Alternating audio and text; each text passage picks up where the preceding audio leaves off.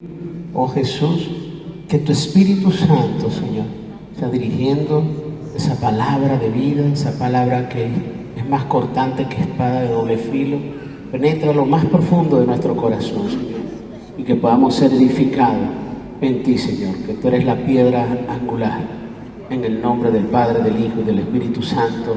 Amén y amén.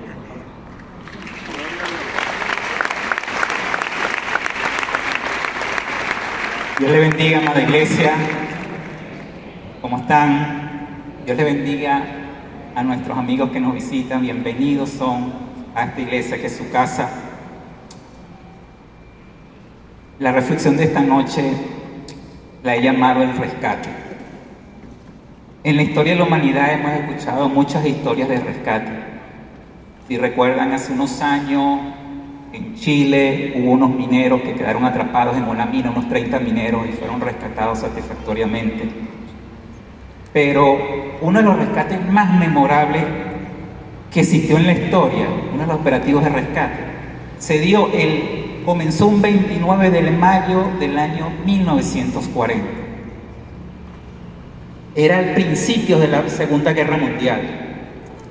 Allí estaban en una playa en la costa francesa, en un lugar llamado Dunkerque. Hay una película que se llama Dunkerque, no sé si la habrán visto.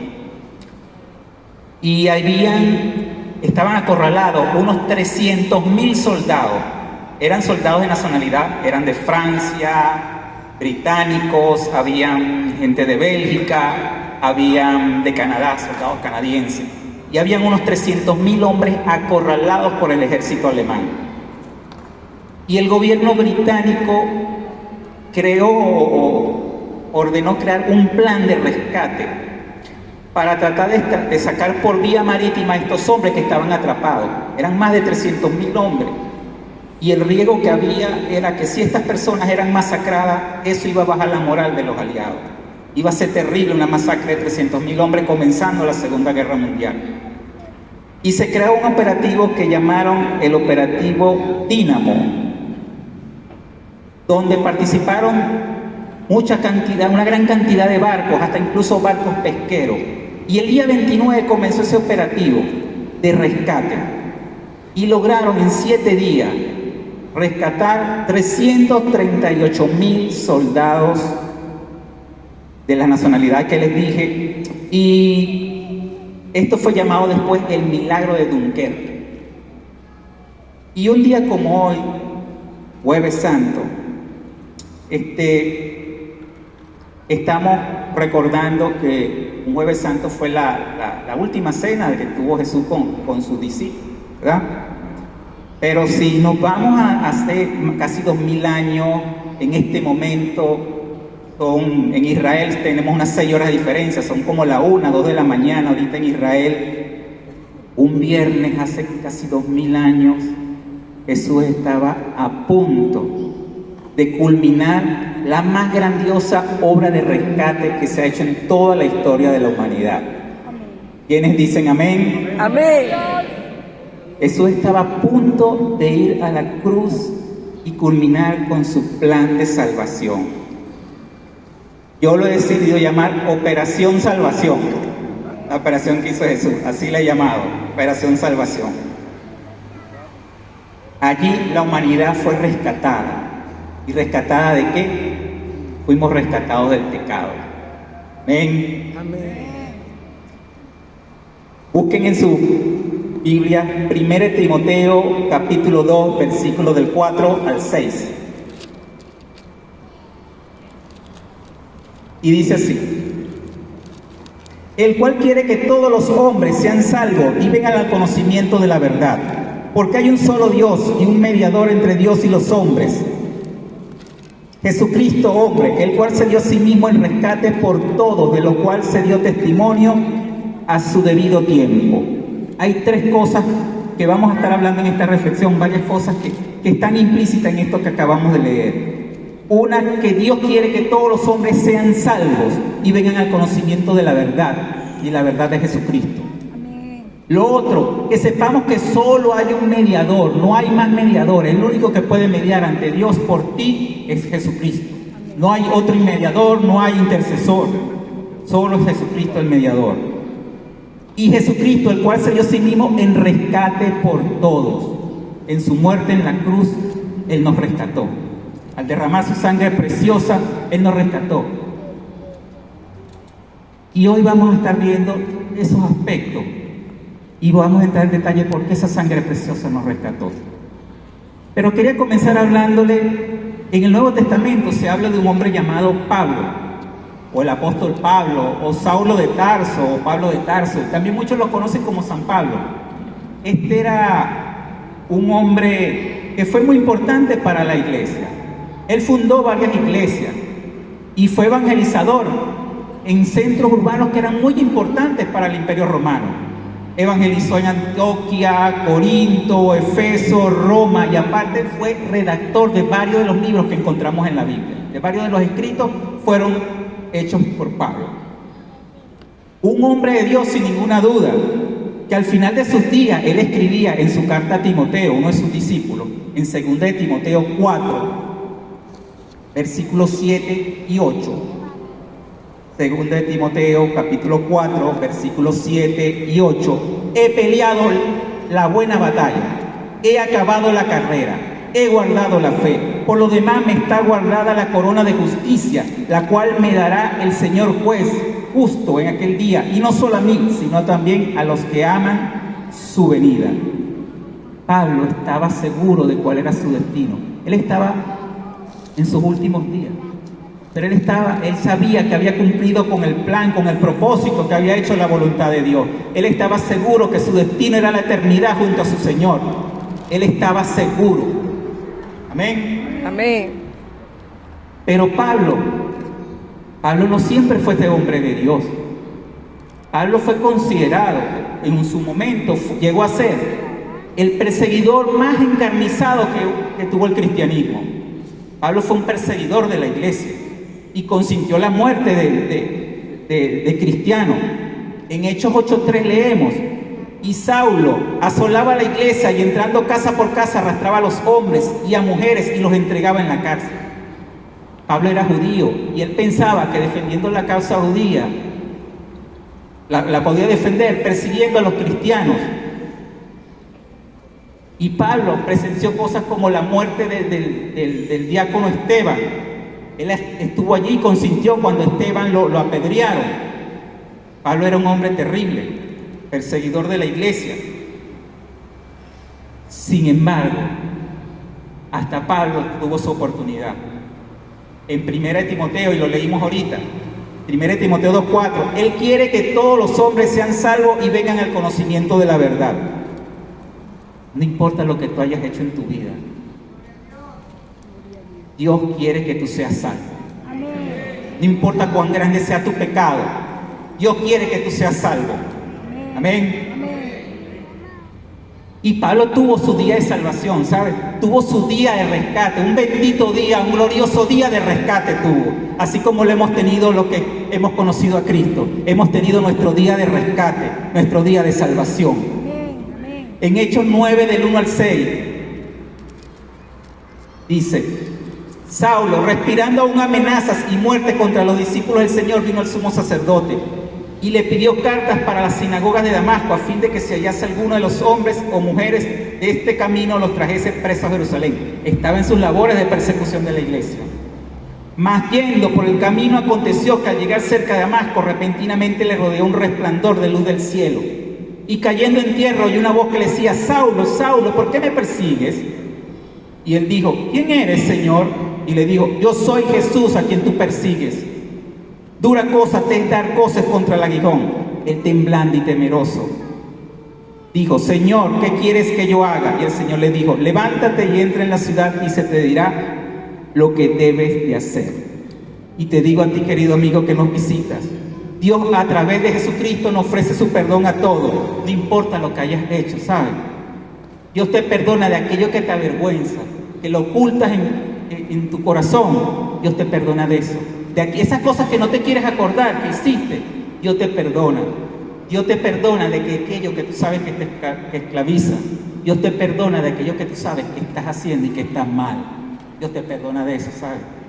porque a todos nosotros hemos sido perdonados del pecado. En Juan capítulo 8 se cuenta que estaba Jesús en el templo y llegaron los escribas y los fariseos y les trajeron una mujer que fue capturada cometiendo adulterio. La encontraron en pleno acto de adulterio y se la llevaron a Jesús porque querían saber qué opinión tenía Jesús acerca de la ley que establecía que si una mujer era encontrada en pleno acto de adulterio tenía que morir apedreada. Y este era el destino de esta mujer, morir apedreada. Pero Jesús le dijo cuando le pidieron su opinión estos escribas y fariseos, él dijo que el que estuviera libre de pecado que lanzara la primera piedra. Y ellos, acusados por su conciencia, porque todos hemos pecado, uno a uno se fue retirando. Y vean lo que dice en Juan capítulo 8, versículo del 10 al 11.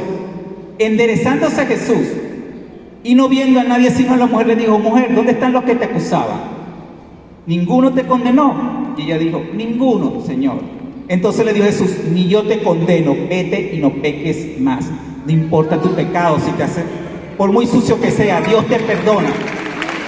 Amigo, Dios te perdona. No importa si has robado, no importa si has adulterado, no importa si eres rencilloso, no importa si eres mentiroso, Dios te perdona, ¿sabes? No te importa si eres alcohólico, si tienes algún vicio, Dios te perdona y te libera. Y Dios te libera. Mi mamá fumaba y mi mamá conoció a Cristo y ella me cuenta una vez, me dice: hijo, yo no me di cuenta el día que dejé de fumar. Cuando yo me percaté, ya yo no sentía ganas de fumar. Tenía tiempo que no compraba cigarros. Dios te libera hasta del vicio. No solamente te limpia del pecado, sino que te libra del vicio. Entonces no importa cuán sucio te sienta, Jesucristo te quiere perdonar. Jesús los quiere perdonar. Jesús quiere perdonar a todos porque el Señor quiere que todos nos arrepintamos, todos procedamos a salvación.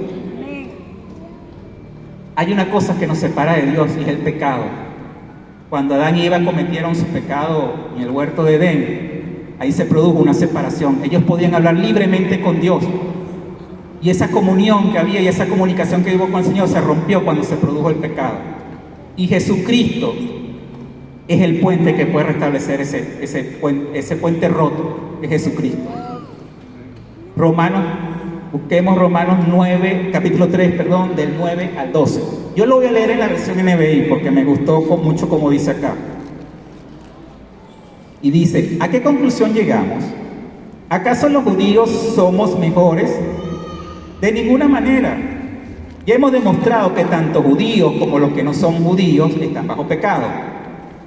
Así que está escrito: no hay un solo justo, ni siquiera uno. Ni siquiera uno. No hay nadie que entienda, nadie que busque a Dios. Todos se han descarriado, juntos se han corrompido. Nadie que haga lo bueno, no hay uno solo. Esa es la descripción del hombre sin Dios. Esa es la descripción del hombre sin Dios. Todos se han descarriado. No hay hombre bueno ni aún uno. Y Romanos 6:23 dice con respecto al pecado: porque la paga del pecado es muerte, mas la dádiva de Dios es vida eterna en Cristo Jesús. Cristo nos da la vida. Y aquí habla de muerte, dice que la paga del pecado es muerte. Pero esta muerte que se refiere es una muerte que la Biblia llama la muerte segunda. Y les voy a indicar qué es la muerte segunda. Apocalipsis 21, versículo 8. Pero los cobardes e incrédulos, los abominables y homicidas, los fornicarios y hechiceros, los idólatras y todos los mentirosos tendrán su parte en el lago que arde con fuego y azufre, que es la muerte segunda. Esa es la muerte a la que se refiere. La muerte segunda, querido amigo, es una muerte espiritual. Es vivir toda la eternidad alejado de la presencia de Dios.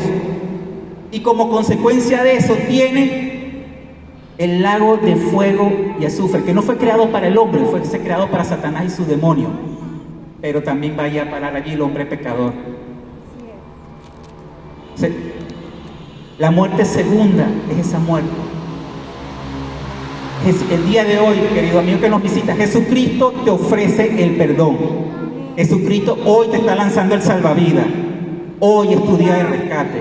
No es casualidad que tú estés hoy aquí, querido amigo que nos visita. Desde la eternidad Dios tenía planificado este día de salvación para ustedes. Ustedes no tienen idea cuántas veces Dios intenta salvar nuestra vida, cuántas veces en el transcurso de nuestra vida el Señor nos lanza su salvavidas. ¿Saben? Yo los recuerdo casi todos. Tengo recuerdos de mi infancia, de una tía con Biblia. Yo no sé qué me hablaba mi tía. De niño, yo tengo recuerdos hasta de mis 2 años, pero siempre la recuerdo con una Biblia. Algo tuvo que haber dicho que me impactó, que siempre recuerdo a esa señora con una Biblia. O una tía de mi mamá, pero era una tía mía. Recuerdo en 2º grado a un amiguito que tenía, hijo de un maestro de escuela bíblica. En 1er año recuerdo a un amigo que tuve que era ahí, su padrastro era un pastor. En la universidad recuerdo al profesor Bastida, profesor que me dio clase. Recuerdo a mi amiga Grisel, que se congrega acá, no sé si vino hoy. Ellos me lanzaron en salvavidas, ¿saben? Hasta que llegó un día, un bendito día de salvación para mí. Llegó un día, los chicos de Renacer, hubo una chica del grupo Renacer de la UNESCO. Llegó y me prestó un disco y lo puse en mi cuarto. Y cuando yo coloqué ese cuarto sentí una presencia que yo no podía dejar de llorar. Y lloraba, y lloraba, y lloraba, y lloraba. Y yo sentía en el espíritu, sentía que algo me abrazaba, Y yo sentía que eso que me abrazaba también lloraba conmigo. Y ahí yo lloraba más cuando sentí eso. Y ese fue mi día de salvación, ¿saben? Cuando pasó todo eso, yo sentía como que me había quitado unos grilletes de las piernas. Ese fue mi día de salvación. Y así Dios vive lanzándonos los salvavidas todo el tiempo. Cada vez que alguien te habla de Cristo, es el salvavidas que te está lanzando Dios para tu salvación. Cada vez que alguien te invita a la iglesia, es el salvavidas que Dios te está invitando para tu salvación. Cada vez que alguien te tenga un tratadito, esos papelitos que tienen reflexiones bíblicas, es un salvavidas que te está entregando Cristo para tu salvación. No lo rechaces más.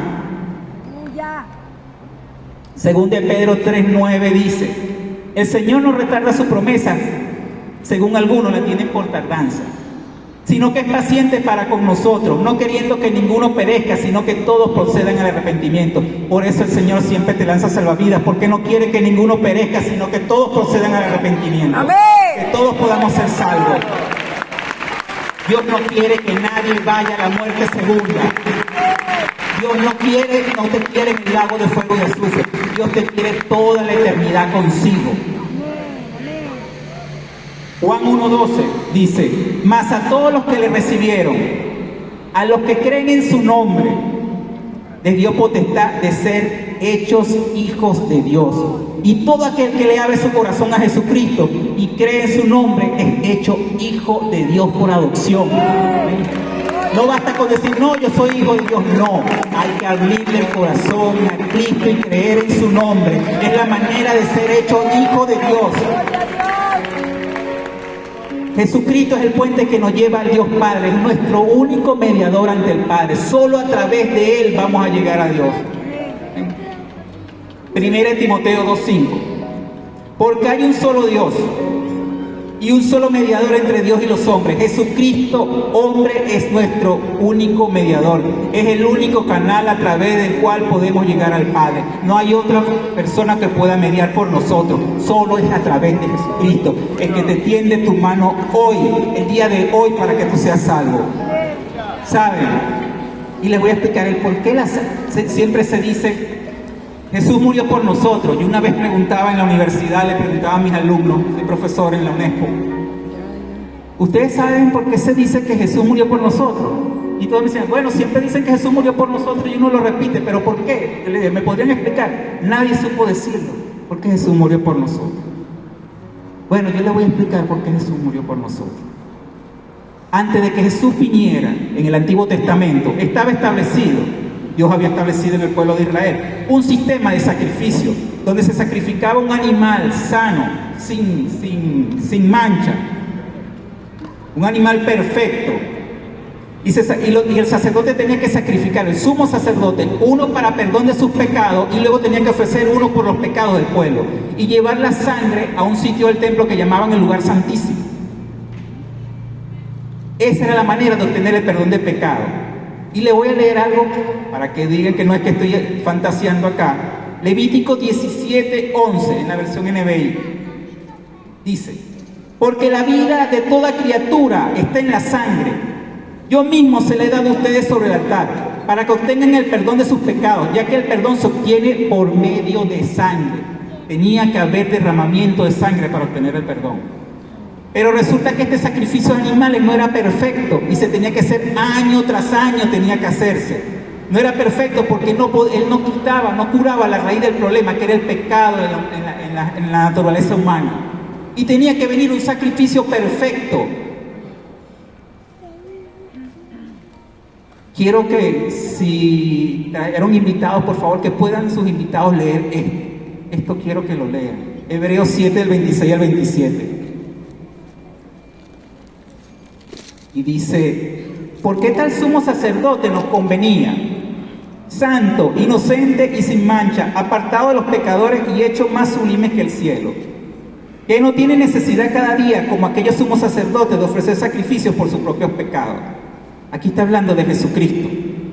Él no tenía necesidad, como los otros sacerdotes, de hacer un sacrificio primero por sus pecados. No, Él era santo. El sacerdote tenía que hacer un sacrificio para ser perdonado sus pecados, pero Jesús no, Jesús era santo, no tenía necesidad. Entonces, Él era el sacerdote, el sumo sacerdote. Y luego dice, de ofrecer primero sacrificios por sus propios pecados y luego por los del pueblo. Por esto lo hizo una sola vez y para siempre, ofreciéndose a sí mismo. Jesús fue sumo sacerdote y fue el cordero que quita el pecado del mundo al mismo tiempo. Él fue el animal que fue sacrificado, y como tenía que haber derramamiento de su sangre para tener perdón, fue su sangre preciosa la que se derramó para que tuviéramos el perdón. Y era un sacrificio perfecto, ya no tenía que hacerse más sacrificio, ya el sistema de sacrificio terminaba con el sacrificio de Jesús en la cruz. Entonces, querido amigo que nos visita, ¿puedes recordar cuántas veces te han hablado de Jesús? Las veces que te han invitado a una iglesia, las veces que escuchaste una canción que hablaba de Cristo y te tocó tu corazón. Yo creo que alguna vez fueron tocados, aunque no llegaron a ir a la iglesia. Yo fui tocado varias las veces que me hablaron de Cristo, aunque me resistía, así como la obra de teatro, que estaba Cristo ahí extendiendo la mano y no la quería aceptar. Así estuve yo un tiempo.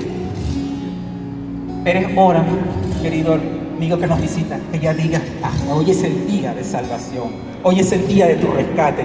¿Cuántas veces te dieron un testamento de esos libritos azules? Mi mamá llegó con un librito azul de esos que reparten los hermanos Gedeones, leyendo ese libro, y lo leía y leía, y ya comenzaba a llorar y me llamaba: hijo, comienzo a leer ese librito y no puedo despegarme. Pasó 3 horas leyéndolo y lloro y lloro. Y le decía: mamá, ese es el Espíritu Santo que está allí contigo, ese es el Espíritu Santo.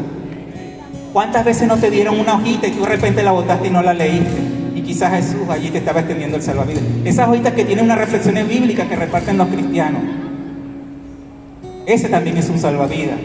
Nuestro apóstol, su familia llegó a través de una hojita de esas. Su mamá la leyó y creyó. Y tenemos toda esa generación de los Sebastián que le sirve a Dios. ¿Hasta cuándo vas a estar rechazando ese día de salvación? Todas esas veces ha sido el Señor, querido amigo que nos visita. No es casualidad. Todas esas veces ha sido el Señor extendiendo sus manos para salvarte. No sigas esperando más. El Señor te quiere utilizar. El Señor quiere transformarte a ti y a tu familia. El Señor quiere que tu familia también sean de Dios. Que tus hijos, tu esposa también sea de Dios. Que amen al Señor. El Señor no solamente te quiere a ti, quiere a tu familia, a tu generación la quiere también. La palabra dice en Romanos 10, del 9 al 10, que si confesares con tu boca que Jesús es el Señor y creyeres en tu corazón que Dios le levantó de los muertos, serás salvo. Porque con el corazón se cree para justicia, pero con la boca se confiesa para salvación. Querido amigo que nos visita, yo te invito a que abras tu corazón el día de hoy. Amén. La Biblia dice: dame, hijo mío, tu corazón. Tú que has escuchado esta noche la palabra de Dios, te invito a que tú puedas tener a Cristo ahora en tu corazón, allí donde tú estás. Levanta tu mano y di: yo quiero a Cristo en mi vida. Levanta tu mano, amén. ¿Quién más levanta tu mano? ¿Quién más levanta su mano? Pasa aquí adelante. Hoy es tu noche de redención, de rescate. Nosotros queremos orar por ti. Pasa aquí adelante, amigo que nos visita. Dios está aquí, quiere salvarte. Te está lanzando el salvavidas.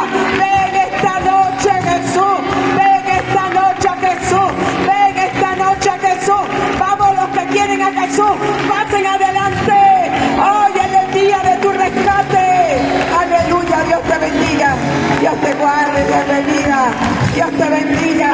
Hola, Dios te bendiga, Dios te guarde. Viniste de Mérida y aquí es tu día de rescate. Dios te bendiga. ¿Quién más le dice a Jesucristo: hoy